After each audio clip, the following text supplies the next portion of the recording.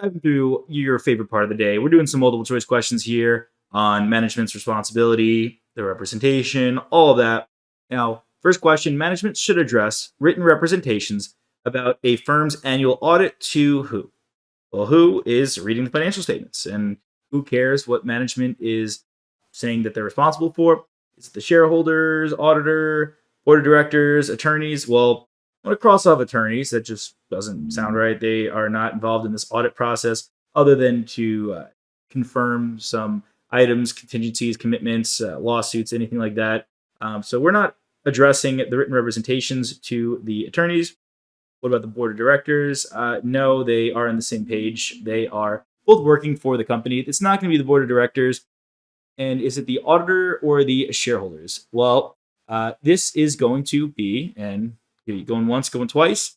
We actually have it here pulled from the lesson, and it is going to be the auditor, right? You are going to address the written representations about a firm's annual audit to the auditor.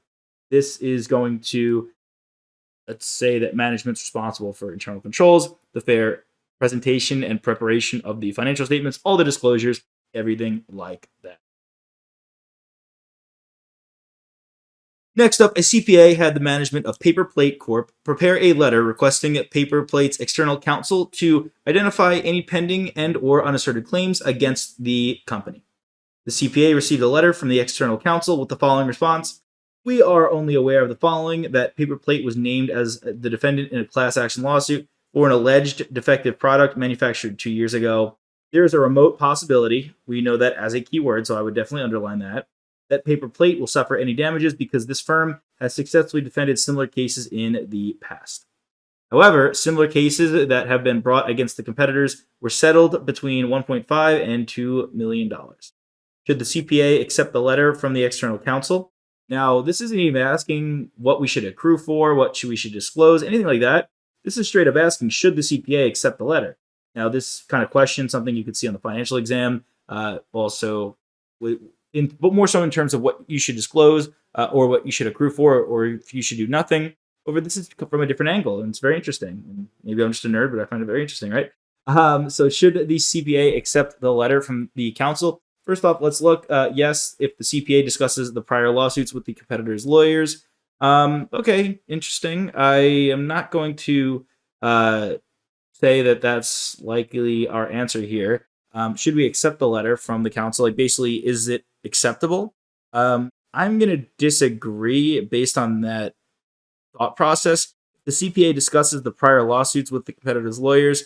That's not going to have an impact on if we should accept this or not. No, because the CPA did not consult a specialist. We don't have to consult a specialist. We are taking the legal counsel's take on this at face value. I mean, obviously, we're going to think about it, assess it, but generally what they say is, for the purposes of the exam, going to be something we can trust. We don't need to do this. Then yes, even though the CPA did not get a specific amount of loss, okay. I mean, yeah, it's definitely in the runner. I'm going to say yes. Like, there's really no reason we're not going to accept it. So it's probably going to be between A and C. And I'm kind of just going through my thought process as we're seeing this. And then no, because the CPA allowed Paper Plate to prepare the letter. Well, this is actually the reason. This is actually what you need to do. You have to have the client prepare the letter. So that's totally legit. That's what you want them to do. So we're crossing off B and D. Now, I'm not seeing any reason we shouldn't accept the letter. Now, it's really coming down to the rationale here. Yes, if the CPA discusses the prior lawsuits with the competitor's lawyers, like, just reading that, I'm like, I'm not remembering anything from the lesson. I'm not remembering anything that says we need to discuss prior lawsuits with the competitor's lawyers. We don't need to reach out to competitors' lawyers. Like, there's just nothing within that we've seen. And again, I'm kind of taking this question from the perspective of a test taker, trying to let you know what my rationale would be if I'm taking the exam, seeing these questions. So I'm going to go with letter C because, there's no reason we would not accept this. And then the rationale here is just unacceptable. So we are going to go with letter C, final answer. Next up, which of the following procedures would most likely assist an auditor in identifying related party transactions?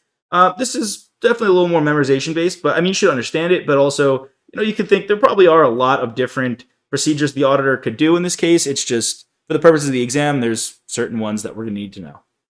First off, review the minutes of the meetings of the board of directors and its committees. I'm going to keep that on the possible answer list. Next up, evaluate the reasonableness of management's accounting estimates that are subject to bias. This is something we're going to do for sure, but this is not related to related parties. So we're going to cross that off. Next up, retest ineffective internal control activities for evidence of management override. Again, something we could do, but we likely may do, but we're not going to do that in relation to related party transactions. It's just not going to help us if we want to make sure that everything's disclosed in terms of related party transactions. So we want to identify those, look for them. These two are not really going to help us at all.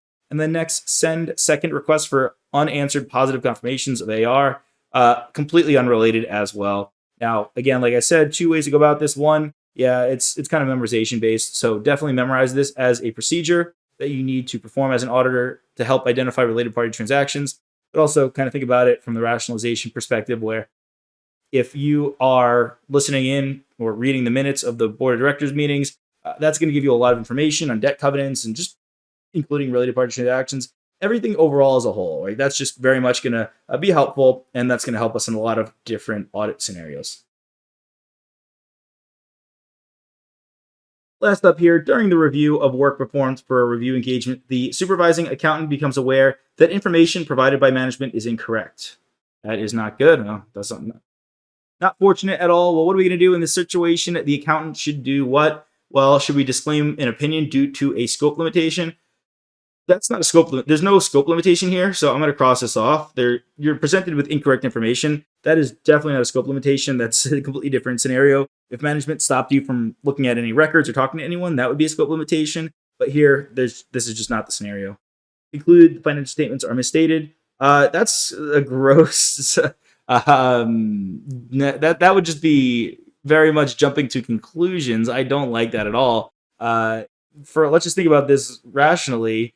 If information provided by management is incorrect, it could have just simply been an error or mistake on their part. Let's not just assume that there's fraud or that there's anything misstated. Kind of going up next, make inquiries of management regarding the intent to commit fraud. That's something we should do, likely regardless, but not in conjunction with this situation. So we're not assuming fraud. We're not assuming that the financial statements as a whole are misstated, right? First, we would just we're going to request that management consider the effect of the related matters on the financial statements. I'm liking that answer. Now, again, like I said, what could be happening here? It could be that, okay, this information is right in the system, but for some reason it got messed up in transit and then you're giving it incorrect. But maybe it is correct. But let's just say it's incorrect within the accounting system. So it actually is incorrect. Well, simply put, we're just going to say, hey, management, fix it. Just fix it. We're not going to disclaim an opinion. We're not going to take any of these rash decisions, conclude that the financial statements are misstated. We're going to say, hey, consider the effect of this on any possible material misstatements as a whole. Well, with that being said, it has been my pleasure to run through more questions with you. Hope you're having a great day, and I hope you continue to have a wonderful day. I'll see you in the next one. Hey there! Are you ready to not only pass your CPA exams, but truly understand and enjoy the material while studying? I know it seems impossible, right? Especially to enjoy the material? We'll do it together. Tap into the power of cpa.examprep.ai, where we've got personalized quizzes, multiple choice questions, memorization guides, flashcards, simulations, all tailored to your learning. Our adaptive study planning puts you on the fastest path to success and lifts you back up if you fall behind.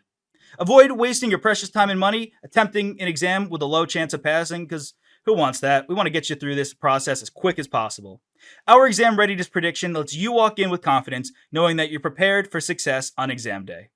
Thankfully, there's no payment method needed to get started, so why don't you come join us? Visit cpa.examprep.ai and let's achieve your exam success together.